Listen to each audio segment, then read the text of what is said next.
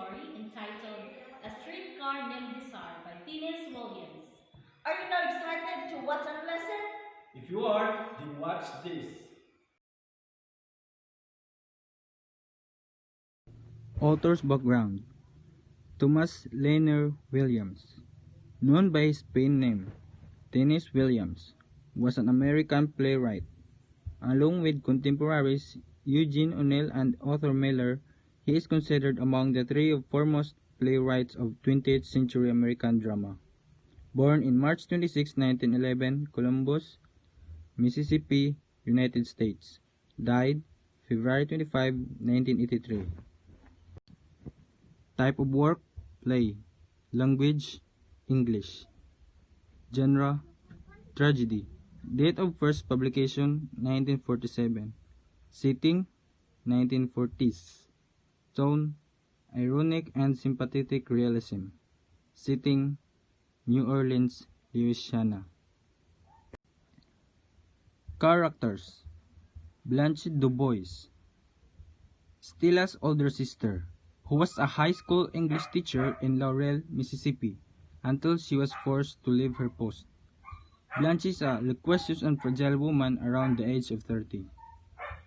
Stella Kowalski, Blanche's younger sister, about 25 years old and of a mild disposition that visibly sets her apart from her more vulgar neighbors.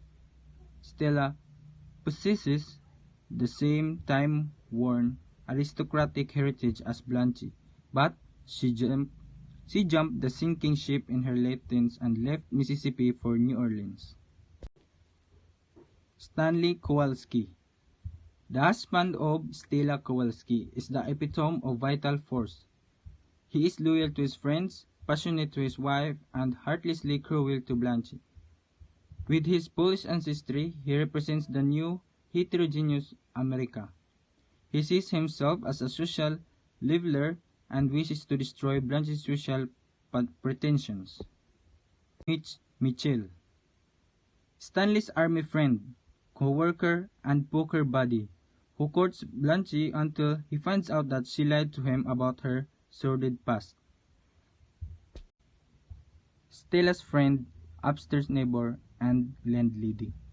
Eunice and her husband, Steve, represent the low-class, carnal life that Stella has chosen for herself. Alan Gray, the young man with poetic aspirations whom Blanche fell in love with and married as a teenager. A young collector, a teenager who comes to the Kowalski's door to collect for the newspaper when Blanche is home alone. Ship Huntledge, a former suitor of Blanche's, whom she met again a year before her arrival in New Orleans while vacationing in Miami. Pablo, Stanley's poker buddy. Like Stanley and Steve, Steve is physically fit and brutish. Pablo is Hispanic, and his friend with Steve, Stanley, and Mitch emphasizes that culturally diverse nature of their. Steve, Stanley's poker buddy who lives upstairs with his wife, Eunice. A Negro woman. In scene 1, the Negro woman is sitting in the steps talking to Eunice when Blanche arrives, and she finds Stanley's openly sexual gestures toward Stella hilarious.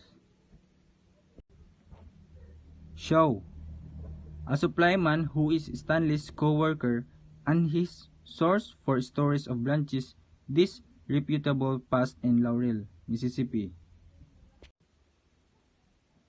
A Mexican woman, a vendor of Mexican funeral decorations who frightens Blanche by issuing the plaintive call Flores para los Muertos, which means flowers for the dead.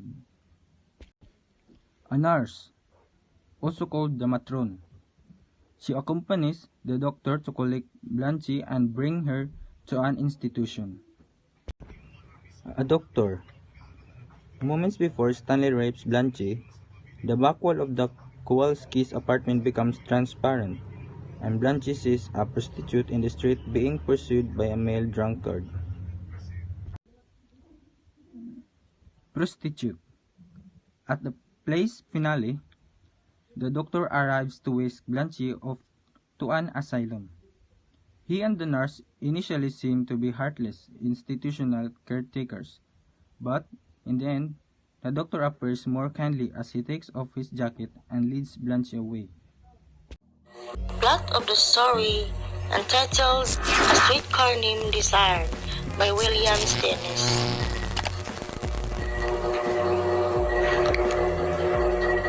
After the loss of her family home to creditors, Blanche DuBois travels from the small town of Laurel, Mississippi, to the New Orleans Friends Quarter to live with her younger married sister, Estella, and Stella's husband, Blanche, 30s and with no money, has nowhere else to go.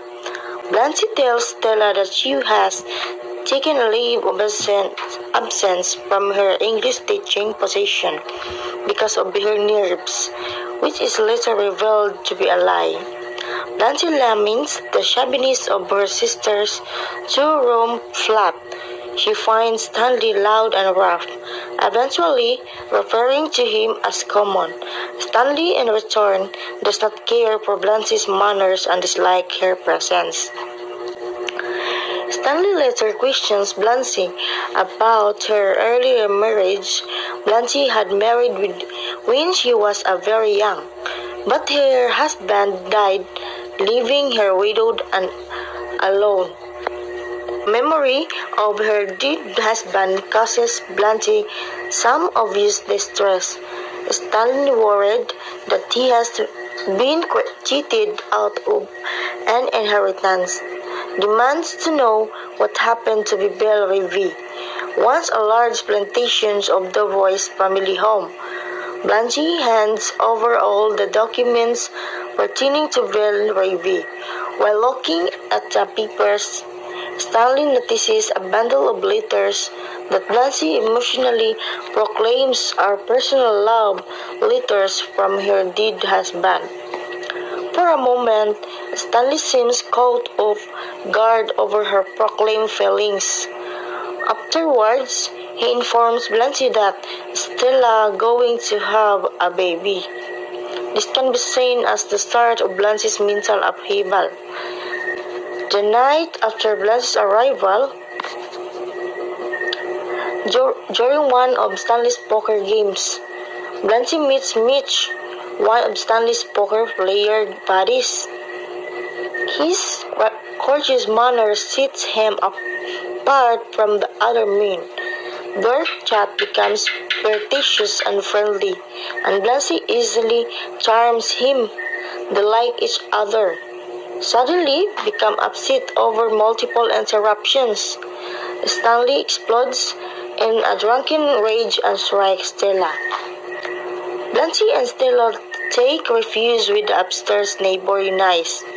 When Stanley recovers, he cries out from the back courtyard below for Stella to come back by repeatedly calling her name until she calms down and allows herself to be carried up to bed. After Stella's return to Stanley, Blanche and Mitch sit at the bottom of the steps in the courtyard, where Mitch apologizes for Stanley's coarse behavior. Blanche is bewildered that Stella would go back to her abusive husband after such violence. The next morning, Blanche rushes to Stella's and describes Stanley as subhuman, though Stella assures Blanche that she and Stanley are fine. She keeps silent. When Stanley comes in, Stella hugs and kisses him, letting Blanche know that her low opinion of Stanley does not matter. Weeks pass. The frictions between Blanche and Stanley continues to grow. Blanche has hope in Mitch and tells Stella that she wants to go away with him and not be anyone's problems.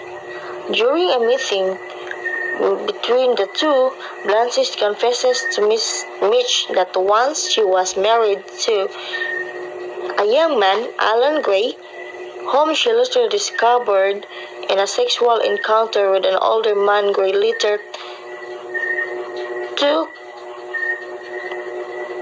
told him she was disgusted with him.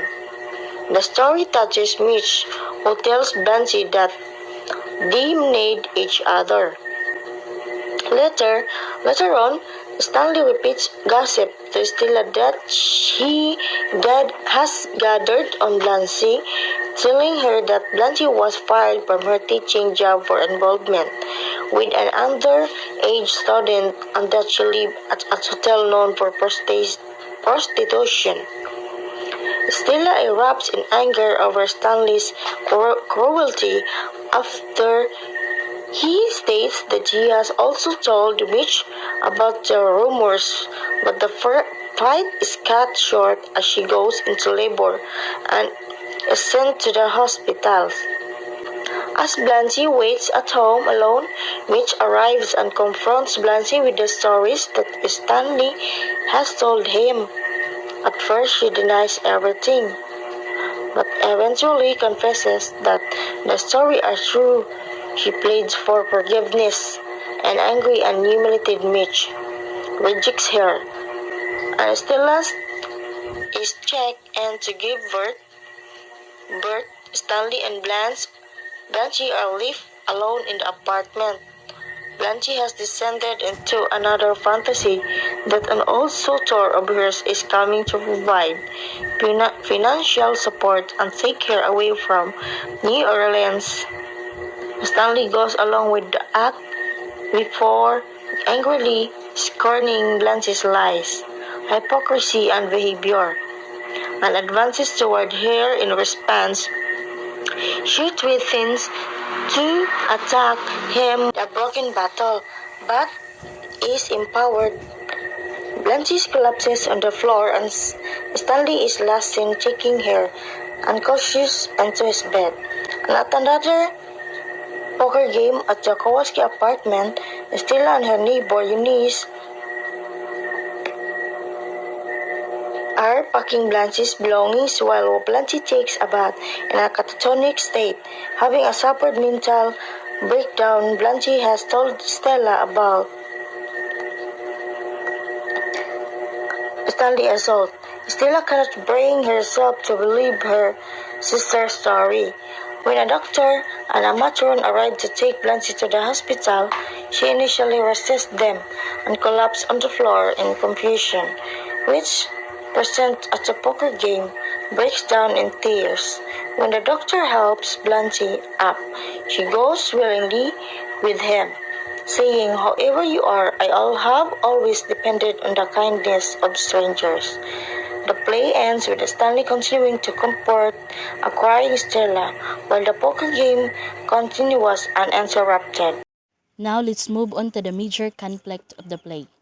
Blanche Dubious, an aging Southern debutante, arrives at her sister's home in New Orleans, hoping to start a new life after losing her ancestral mansion, her job, and her reputation in her hometown of Laurel, Mississippi.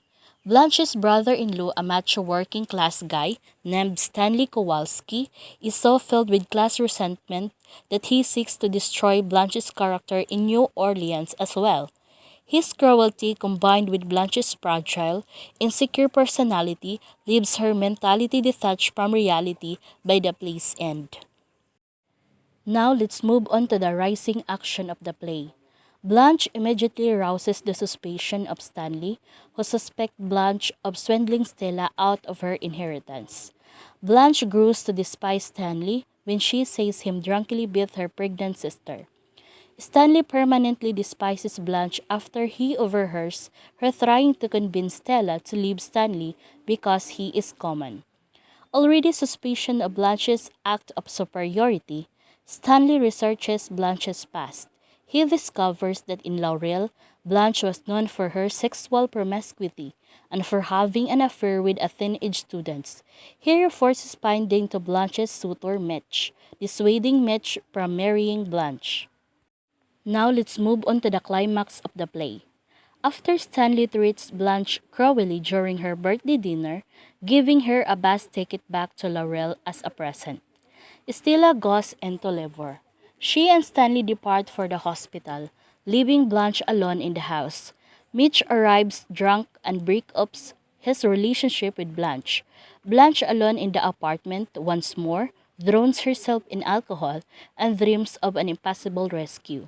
Stanley returns to the apartment from the hospital and rapes Blanche. Now let's move on to the following action of the play. Weeks after the rape, Stella secretly prepares for Blanche's departure to an insane asylum. She tells her neighbor, Eunice, that she simply couldn't believe Blanche's accusation that Stanley raped her. Unaware of reality, Blanche boasts that she is leaving to join a millionaire suitor. When the doctor arrives, Blanche leaves after a minor struggle, and only Stella and Mitch, who sits in the kitchen with Stanley's poker players, seem to express real remorse for her.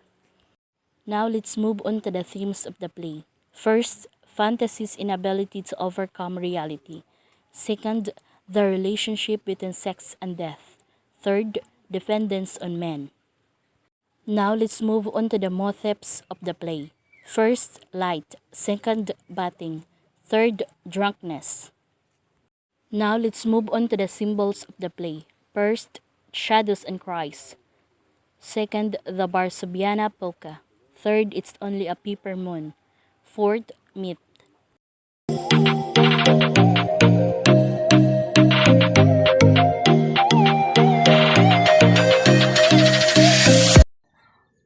Fantasy's inability to overcome reality. One of the main ways Williams dramatizes fantasy's inability to overcome reality is through an exploration of the boundary between exterior and interior.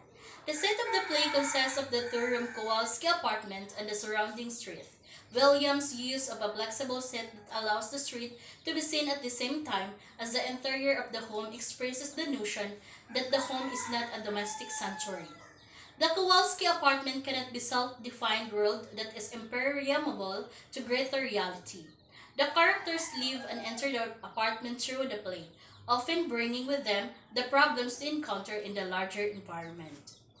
Though reality triumphs over fantasy in a streetcar named Desire, Williams suggests that fantasy is an important and useful tool.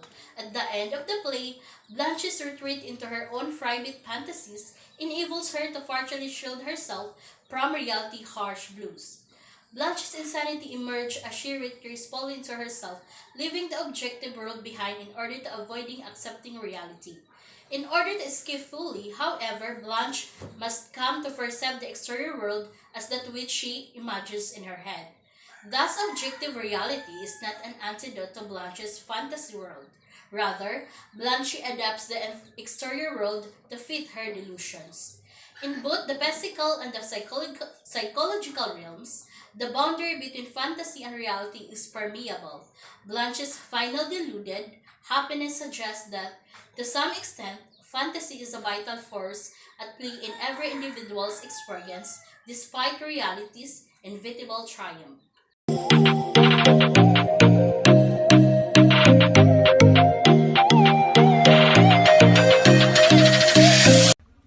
The relationship between sex and death. Blanche's fear of death manifests itself in her fears of aging and loss of beauty. She refuses to tell anyone her true age or to appear in harsh light that will reveal her faded looks. She seems to believe that by continually asserting her sexuality, especially toward men younger than herself, she will be able to avoid death and return to the world of teenage bliss she experienced before her husband's suicide.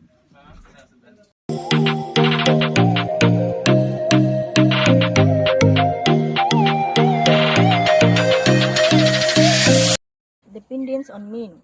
So, a streetcar named Desire presents a sharp critique of the way the institutions and attitude of post-war America placed restrictions on women's lives. So, Williams uses Blanche's and Stella's dependence on men to expose and critique the treatment of women during from the old to the new South. So, the symbols is It's only a paper moon. So, in a scene 7, Blanche sings their popular ballad while she bats. The song's lyrics describes the way love turns into a phony fantasy. So, the speaker in the song says that if both loves believes in their imagined reality, then it's no longer make-believe.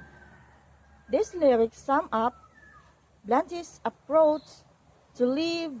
She believes that her paving is only her means of enjoying a better way of life and is therefore essentially harmless. Then the motives is light.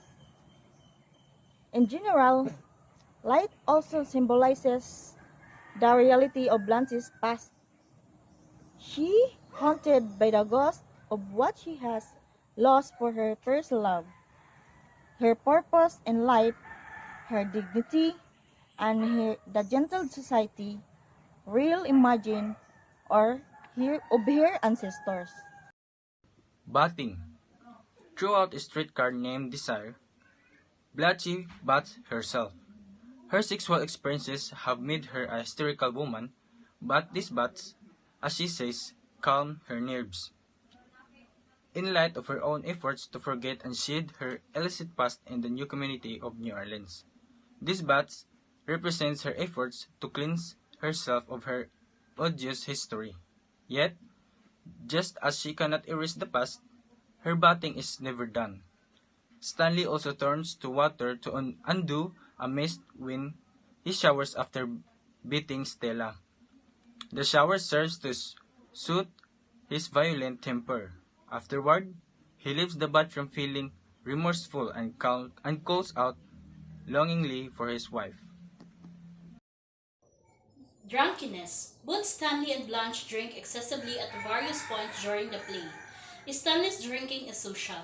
He drank with his friends at the bar during their poker games and to celebrate the birth of his child. Blanche's drinking, on the other hand, is antisocial, and she tries to keep it secret. She drinks on a sly in order to withdraw from harsh reality. A state of drunken stupor enables her to take a flight of imagination, such as concocting a getaway with Steve Huntley. For both characters, drinking leads to destructive behavior. Stanley commits domestic violence and Blanche deludes herself. Yet, Stanley is able to rebound from his drunken escapade, whereas alcohol augments Blanche's gradual departure from sanity.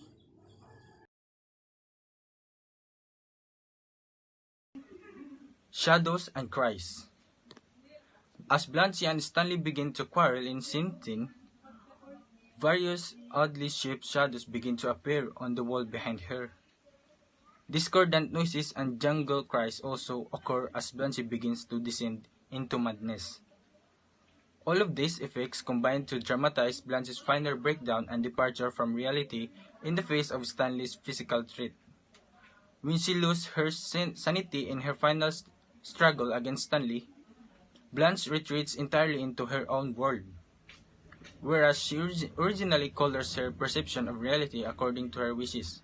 At this point in the play, she ignores reality altogether. The Barsobiana Polka. The Barsobiana is the polka tune to which Blanche and her young husband, Alan Gray, were dancing when Sheila saw him alive. Earlier that day, she had walked in bed with an older male friend.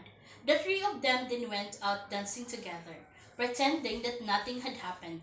In the middle of the Barsobiana, Blanche turned to Alan and told him that he disgusted her. He ran away and shot himself in the head. The polka music plays at various points in the streetcar named Desire, when Blanche is feeling remorse for Alan's death. The first time we hear it is in the scene 1, when Stanley meets Blanche and asks her about her husband. Its second appearance occurs when Blanche tells Mitch the story of Alan Gray. From this point on, the polka plays increasingly often and it always drives Blanche to destruction. She tells Mitch that it ends only after she hears the sound of a gunshot in her head. The polka and the moment it evokes represent Blanche's loss of innocence. The suicide of the young husband Blanche loved dearly was the event that triggered her mental decline. Since then, Blanche hears the Barsobiana whenever she panics and loses her grip on reality. Meat. In scene 1, Stanley throws a package of meat at his adoring Stella for her to catch. The action sends Eunice and the Negro woman into peals of laughter. Presumably, they've picked up on the sexual innuendo behind Stanley's gesture. In hurling the meat at Stella, Stanley states that sexual proprietorship he holds over her. Stella's delight in catching Stanley's meat signifies her sexual infatuation with him. Thank you for watching, everyone. We hope that you gain knowledge from what we have shared. Yes, and we also hope that you will also share the knowledge that you have learned from us to others. That's right. If you want to learn more, keep on reading literature. That's all. Bye.